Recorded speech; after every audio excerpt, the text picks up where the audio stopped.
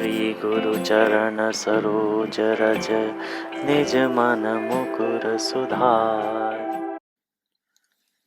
श्रीमद् भागवत महात्म स्वयं श्री भगवान के श्रीमुख से ब्रह्मा जी के प्रति कथित लोक विख्यात श्रीमद् भागवत नामक पुराण का प्रतिदिन श्रद्धा युक्त होकर श्रवण करना चाहिए। यही मेरे संतोष का कारण है। जो मनुष्य प्रतिदिन भागवत पुराण का पाठ करता है उसे एक एक अक्षर के उच्चारण के साथ कपिला गौदान देने का पुण्य होता है। जो प्रतिदिन भागवत के आधे श्लोक या चौथाई श्लोक का पाठ अथवा श्रवण करता है उसे 1000 गोदान का फल मिलता है। पुत्र, जो प्रतिदिन पवित्र चित्त होकर भागवत के एक श्लोक का पाठ करता है वह मनुष्य 18 पुराणों के पाठ का फल पा लेता है। जहाँ नित्य मेरी कथा होती है वहाँ विष्णु पार्षद प्रहलाद आदि विद्यमान रहते हैं। जो मनुष्य सदा मेरे भागवत शास्त्र की पूजा करते हैं वे कलि के अधिकार से अलग हैं, उन पर कलि का वश नहीं चलता। जो मानव अपने घर में वैष्णव शास्त्रों की पूजा करते हैं वे सब पापों से मुक्त होकर देवताओं द्वारा वंदित होते हैं। जो लोग कलयुग में अपने घर के भीतर प्रतिदिन भागवत शास्त्र की पूजा करते हैं वे ताल ठोकते और उछलते कूदते हैं, मैं उन पर बहुत प्रसन्न रहता हूँ। पुत्र, मनुष्य जितने दिनों तक अपने घर में भागवत शास्त्र रखता है उतने समय तक उसके पितृ दूध, घी, मधु और मीठा जल पीते हैं। जो लोग विष्णु भक्त पुरुष को भक्ति पूर्वक भागवत शास्त्र अर्पण करते हैं वे हजारों करोड़ों कल्पों तक मेरे वैकुंठ धाम में वास करते हैं। जो लोग सदा अपने घर में भागवत शास्त्र का पूजन करते हैं वे मानो एक कल्प तक के लिए संपूर्ण देवताओं को तृप्त कर देते हैं। यदि अपने घर पर भागवत का आधा श्लोक या चौथाई श्लोक भी रहे तो यह बहुत उत्तम बात है। उसे छोड़कर सैकड़ों और हजारों तरह के अन्य ग्रंथों के संग्रह से भी क्या लाभ है।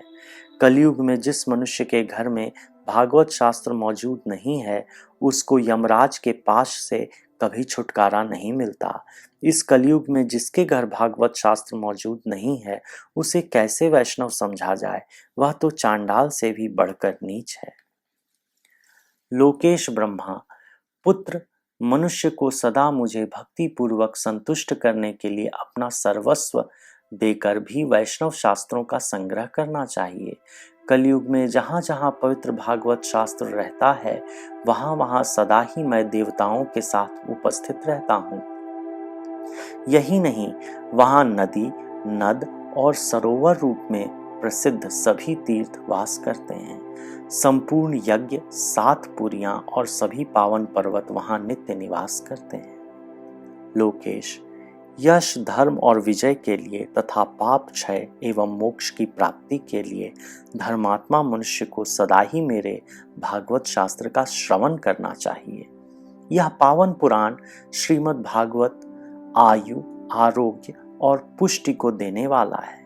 इसका पाठ अथवा श्रवण करने से मनुष्य सब पापों से मुक्त हो जाता है। लोकेश, जो इस परम उत्तम भागवत को न तो सुनते हैं और न सुनकर प्रसन्न ही होते हैं उनके स्वामी सदा यमराज ही हैं। वे सदा यमराज के ही वश में रहते हैं, यह मैं सत्य सत्य कह रहा हूँ। पुत्र, जो मनुष्य सदा ही विशेषतः एकादशी को भागवत सुनने नहीं जाता उससे बढ़कर पापी कोई नहीं है।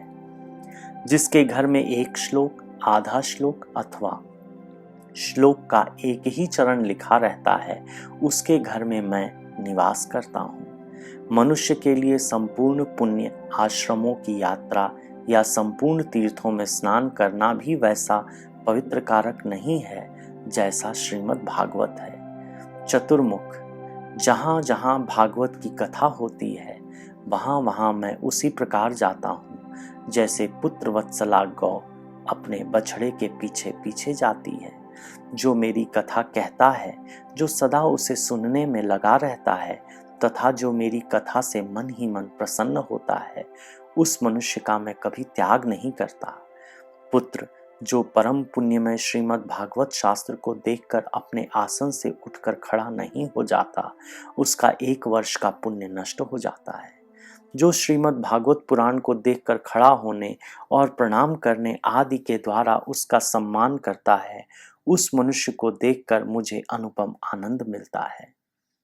जो श्रीमद् भागवत को दूर से ही देखकर उसके सम्मुख जाता है, वह एक एक पग पर अश्वमेघ यज्ञ के पुण्य को प्राप्त करता है, इसमें तनिक भी संदेह नहीं है। जो मानव खड़ा होकर श्रीमद् भागवत को प्रणाम करता है, उसे मैं धन, स्त्री, पुत्र और अपनी भक्ति प्रदान करता हूँ। हे पुत्र, जो लोग महाराजोचित सामग्रियों से युक्त होकर भक्ति पूर्वक श्रीमद् भागवत की कथा सुनते हैं, मैं उनके वशीभूत हो जाता हूँ। सुव्रत, जो लोग मेरे पर्वों से संबंध रखने वाले सभी उत्सवों में मेरी प्रसन्नता के लिए वस्त्र, आभूषण, पुष्प, धूप और आदि दीप उपहार अर्पण करते हुए परम उत्तम श्रीमद् भागवत पुराण का भक्ति पूर्वक श्रवण करते हैं, वे मुझे उसी प्रकार अपने वश में कर लेते हैं जैसे पतिव्रता स्त्री अपने साधु स्वभाव वाले पति को वश में कर लेती है। श्री शुकदेव जी को नमस्कार। जिस समय श्री शुकदेव जी का यज्ञोपवीत संस्कार भी नहीं हुआ था, सुतरां लौकिक वैदिक कर्मों के अनुष्ठान का अवसर भी नहीं आया था, उन्हें अकेले ही संन्यास लेने के उद्देश्य से जाते देखकर उनके पिता व्यास जी विरह से कातर होकर पुकारने लगे, बेटा बेटा। उस समय तन्मय होने के कारण श्री शुकदेव जी की ओर से वृक्षों ने उत्तर दिया। ऐसे सबके हृदय में विराजमान श्री शुकदेव मुनि को मैं नमस्कार करता हूँ। श्रीमद् भागवत अत्यंत गोपनीय रहस्यात्मक पुराण है। यह भगवत स्वरूप का अनुभव कराने वाला और समस्त वेदों का सार है। संसार में फंसे हुए जो लोग इस घोर अज्ञान अंधकार से पार जाना चाहते हैं, उनके लिए आध्यात्मिक तत्वों को प्रकाशित करने वाला यह एक अद्वितीय दीपक है। वास्तव में उन्हीं पर करुणा करके बड़े बड़े मुनियों के आचार्य श्री शुकदेव जी ने इसका वर्णन किया है। मैं उनकी शरण ग्रहण करता हूँ। श्री शुकदेव जी महाराज अपने आत्म आनंद में ही निमग्न थे। इस अखंड और अद्वैत स्थिति से उनकी भेद दृष्टि सर्वथा निवृत्त हो चुकी थी। फिर भी मुरली मनोहर श्याम सुंदर की मधुमयी मंगलमयी मनोहारिणी लीलाओं ने उनकी वृत्तियों को अपनी ओर आकर्षित कर लिया और उन्होंने जगत के प्राणियों पर कृपा करके भगवत तत्व को प्रकाशित करने वाले इस महापुराण का विस्तार किया। मैं उन्हीं सर्व पापहारी व्यास नंदन भगवान श्री शुकदेव जी के चरणों में नमस्कार करता हूँ। पंडित मदन मोहन मालवीय जी के शब्दों में आप सभी को मैं बता दूं, पंडित मदन मोहन मालवीय जी बनारस हिंदू विश्वविद्यालय के संस्थापक, विश्वविद्यालय विद्यापीठ की स्थापना की थी। उन्होंने श्रीमद् भागवत की महिमा अपने शब्दों में कुछ इस प्रकार व्यक्त की है। श्रीमद् भागवत की महिमा में क्या लिखूं? उसके आदि के 3 श्लोकों में जो महिमा कह दी गई है, उसके बराबर कौन कह सकता है। उन तीनों श्लोकों को कितनी ही बार पढ़ चुकने पर भी जब उनका स्मरण होता है, मन में अद्भुत भाव उदित होते हैं। कोई अनुवाद उन श्लोकों की गंभीरता और मधुरता को पा नहीं सकता। उन तीनों श्लोकों से मन को निर्मल करके फिर इस प्रकार भगवान का ध्यान कीजिए। मुझको श्रीमद् भागवत में अत्यंत प्रेम है। मेरा विश्वास और अनुभव है कि इसके पढ़ने और सुनने से मनुष्य को ईश्वर का सच्चा ज्ञान प्राप्त होता है और उनके चरण कमलों में अचल भक्ति होती है। इसके पढ़ने से मनुष्य को दृढ़ निश्चय हो जाता है कि इस संसार को रचने और पालन करने वाली कोई सर्वव्यापक शक्ति है। एक अनंत त्रिकाल सच चेतन शक्ति दिखात, सिरजत पालत हरत जग, महिमा बरणी न जात। इसी एक शक्ति को लोग ईश्वर, ब्रह्म, परमात्मा इत्यादि अनेक नामों से पुकारते हैं। भागवत के पहले ही श्लोक में वेदव्यास जी ने ईश्वर के स्वरूप का वर्णन किया है कि जिससे इस संसार की सृष्टि, पालन और संहार होते हैं, जो त्रिकाल में सत्य हैं, अर्थात जो सदा रहा भी है भी और रहेगा भी, और जो अपने प्रकाश से अंधकार को सदा दूर रखता है, उस परम सत्य का हम ध्यान करते हैं।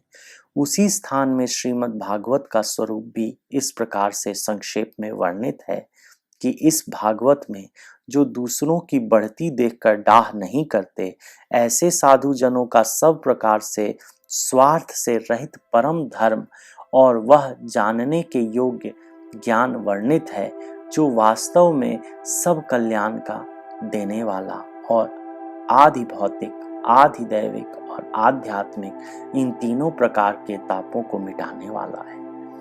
और ग्रंथों से क्या, जिन सुकृतियों ने पुण्य के कर्म कर रखे हैं और जो श्रद्धा से भागवत को पढ़ते या सुनते हैं, वे इसका सेवन करने के समय से ही अपनी भक्ति से ईश्वर को अपने हृदय में अविचल रूप से स्थापित कर लेते हैं।